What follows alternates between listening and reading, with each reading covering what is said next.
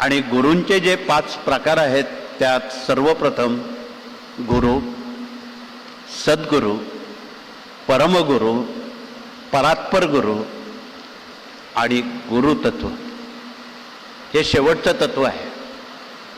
आणि ते तत्व भगवान दत्तात्रेय म्हणजेच स्वामी महाराजांनी या जीवसृष्टीचं ते स्वीकारलेलं आहे.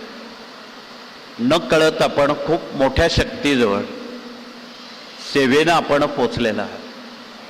जन्मजन्मांतरीचे शाप, ताप, दैन्य, दुःख, उपद्रव, पूर्वजन्म, प्रारब्ध, सुकृत, क्रियामान, ऋण, वैर, हत्या, शाप, तळतळा या सर्व गोष्टींचा विनाश करून शतजन्माचं आपण पुण्य घेऊन स्वामींच्या चरणाजवळ आपण आलेलो आहोत.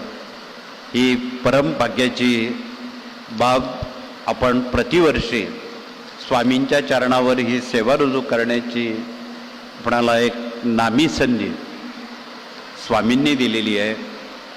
म्हणून मनुष्य खरं तर जन्माला येताना उपजत ज्ञानी नसतो.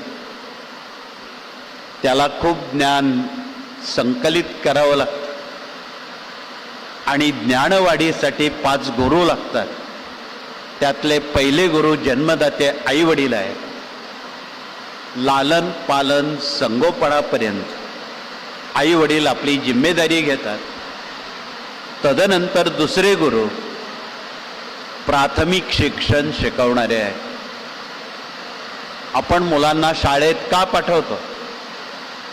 आपलं आणि गुरुजनांचं कर्तव्य याचं महत्त्व.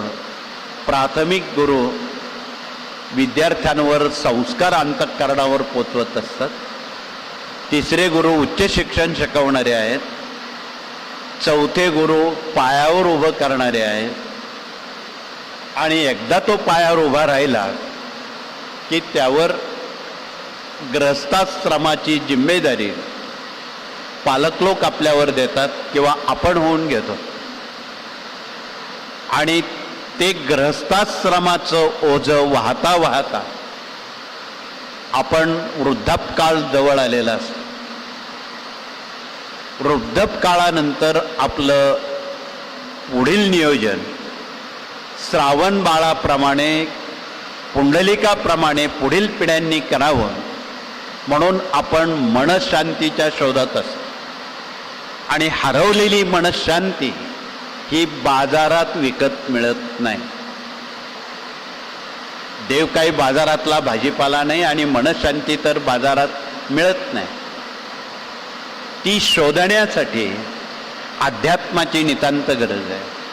म्हणून अध्यात्मातून योग्य मार्गदर्शन करणारे 5वे गुरु आपणाला जर लाभले तर आपण मनशांतीपर्यंत पोचून अध्यात्म हे पुढील पिढ्यांपर्यंत पोचू शकतो.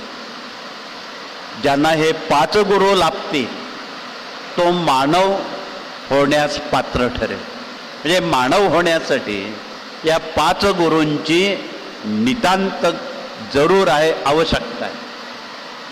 ज्यांना जर हे 5 गुरूंपैकी गुरु मिळाले नाही